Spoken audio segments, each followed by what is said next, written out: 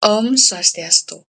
Perkenalkan, nama saya Made Gita Damaiswari dengan NIM 240951188 dari kelas A. Pada kesempatan kali ini, saya akan membahas terkait Case-Based Learning 2 dari mata kuliah Ilmu Penyakit, Bakteri, dan Jamur dengan topik brucellosis pada sapi perah. Yang pertama adalah latar belakang. Brucellosis pada sapi perah yang disebabkan oleh bakteri Brucella abortus merupakan tantangan kesehatan hewan dan isu keamanan pangan yang signifikan di Indonesia. Penyakit ini secara klinis menyebabkan kegagalan reproduksi seperti aborsi pada trimester akhir dan infertilisasi yang berdampak langsung pada penurunan drastis produksi susu dan kerugian ekonomi peternak. Secara epidemiologis, keberadaan sapi sebagai karier asimptomatik di mana ia membawa penyakit namun tidak menunjukkan gejala dan resistensi peternak terhadap uji dan pemotongan atau test and slaughter mempersulit upaya eradikasi, yaitu pemusnahan penyakit secara menyeluruh. Lebih lanjut, tingginya risiko zoonosis melalui konsumsi susu mentah yang tidak dipasteurisasi menjadikan brucellosis sebagai masalah kesehatan masyarakat yang mendesak dan menuntut pendekatan pengendalian terpadu dalam kerangka One Health. Selanjutnya adalah kasus. Kabupaten Bandung Barat atau KBB Jawa Barat merupakan salah satu sentra produksi susu perah terbesar di Indonesia. Studi epidemiologi yang dilakukan di KBB menunjukkan prevalensi brucellosis yang signifikan pada sapi perah. Mengacu pada studi di Jurnal Medik Veteriner pada tahun 2021, seroprevalensi brucellosis pada sapi perah di KBB tercatat sekitar 5,10%, di mana angka ini menunjukkan bahwa di setiap 100 ekor sapi terdapat sekitar 5 ekor yang positif terinfeksi Brucella abortus. Hasil analisis logistik regresi dari studi yang sama menunjukkan bahwa riwayat aborsi pada usia kepentingan 7 hingga 8 bulan dan usia sapi di atas 2 tahun merupakan faktor risiko yang secara signifikan berkorelasi dengan hasil positif brucellosis.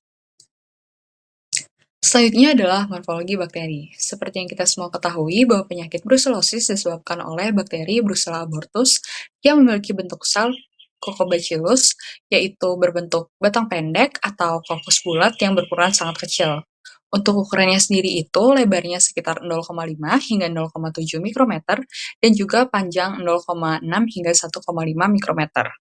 Untuk pewarnaan gramnya sendiri, yaitu pewarnaan gram negatif, dikarenakan bakteri ini memiliki dinding yang tipis, dinding sel yang tipis, sehingga tidak dapat menahan kristal violet dan akan menghasilkan warna merah atau merah muda saat digunakan pewarnaan gram. Untuk motilitasnya sendiri itu adalah non-motil, dikarenakan bakteri ini tidak memiliki flagella, dan untuk sporanya adalah non-spora, dikarenakan tidak membentuk struktur dorman untuk bertahan hidup di lingkungan ekstrim. Bakteri ini juga tidak memiliki kapsul atau non-kapsul. Untuk gejala klinis, yang pertama pada sapi perah akan mengalami abortus atau keguguran, lalu ada retensio secundinarum di mana kondisi ini terjadi saat plasenta tidak keluar setelah melahirkan. Lalu ada kawin berulang atau repeat breeding, di mana dilakukan perkawinan secara berulang namun tidak menghasilkan kebuntingan. Lalu ada orchitis atau epididimitis, di mana terjadi peradangan pada testis dan juga epididymis. Lalu penurunan produksi susu, higroma sendi, di mana terjadi pembekakan yang berisi cairan, terutama pada bagian lutut, dan kelahiran anak lemah.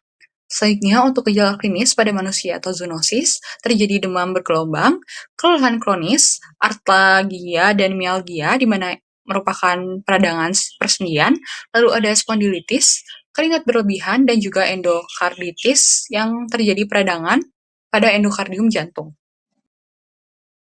Selanjutnya adalah diagnosa. Untuk mendiagnosa penyakit brucellosis pada sapi perah dapat dilakukan melalui 3 cara. Yang pertama adalah uji serologis cepat atau screening lapangan.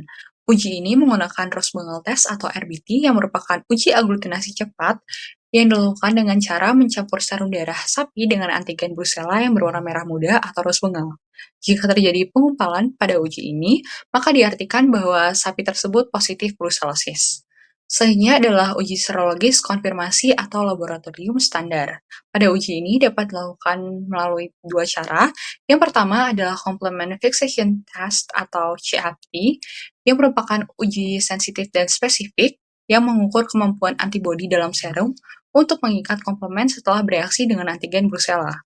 Selanjutnya adalah Enzyme-Linked Immunosorbent Assay atau ELISA, yang merupakan uji sangat sensitif, dapat mengukur titer antibodi secara kuantitatif seperti IgG dan IgM. Selanjutnya, untuk cara yang ketiga yaitu uji etiologis atau deteksi langsung bakteri dapat dilakukan melalui dua cara juga.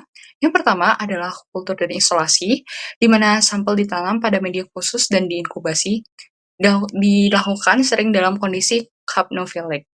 Yang kedua adalah polimerasi polymerase chain reaction atau PCR, yang merupakan uji yang mendeteksi material genetik spesifik DNA dari bakteri Brucella dalam sampel.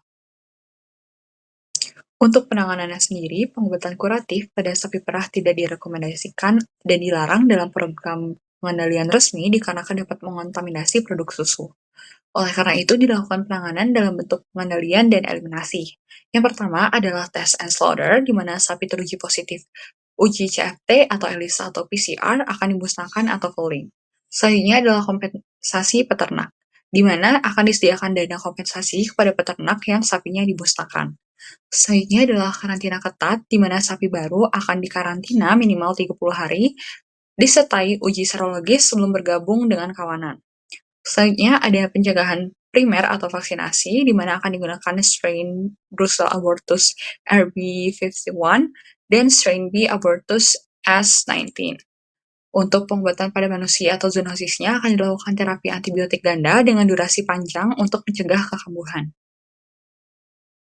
Selanjutnya adalah kesimpulan.